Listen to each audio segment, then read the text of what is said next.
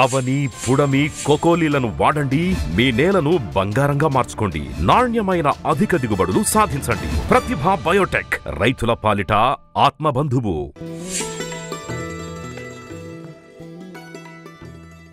ఈ జింక్ వేరు వ్యవస్థలో పీచు వేరు అని ఉంటుంది. ఈ పీచు వేర్లు బాగా వృద్ధి చెందాలంటే జింక్ చాలా అవసరం ఉంటుంది.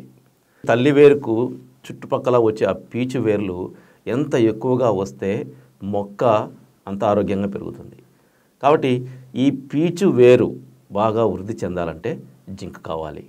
అంతేకాకుండా చిగురు ఆకులు పెద్దవిగా తయారవడంలో, అంటే ఆకు చిగురాకు ఎలా చిన్న సైజులో మొదలవుతుంది, అది పెద్దదిగా తయారవ్వాలంటే, చిగురు ఆకులు పెద్దవిగా తయారవ్వాలంటే జింక్ కావాల్సి ఉంటుంది.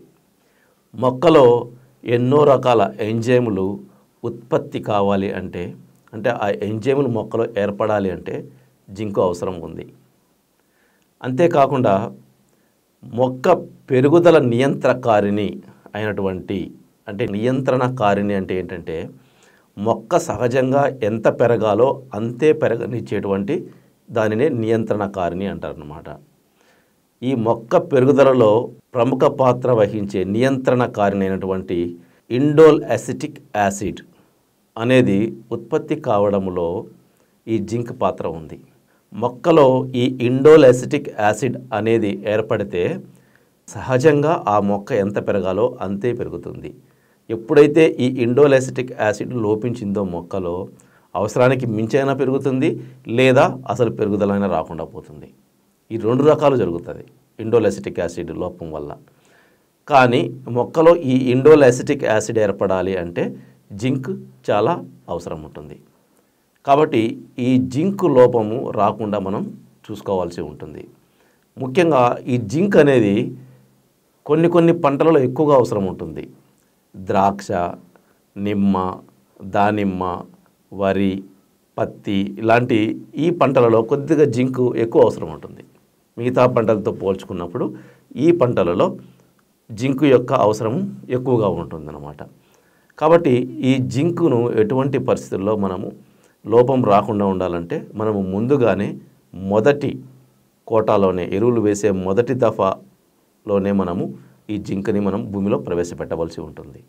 ఈ జింక్ లోపించినప్పుడు కొన్ని సందర్భాలలో చిగురు ఆకులు మాత్రమే పసువర్ణంగా ఉంటాయి.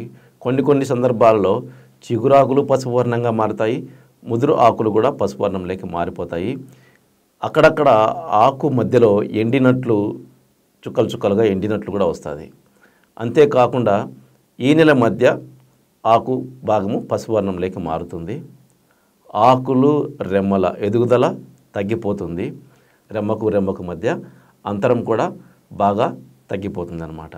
సో ఇటువంటి సిమ్టమ్స్, ఇటువంటి లక్షణాలు మనం మొక్కలో గమనించినప్పుడు మనము జింక్ లోపం ఉందని గమనించాలి.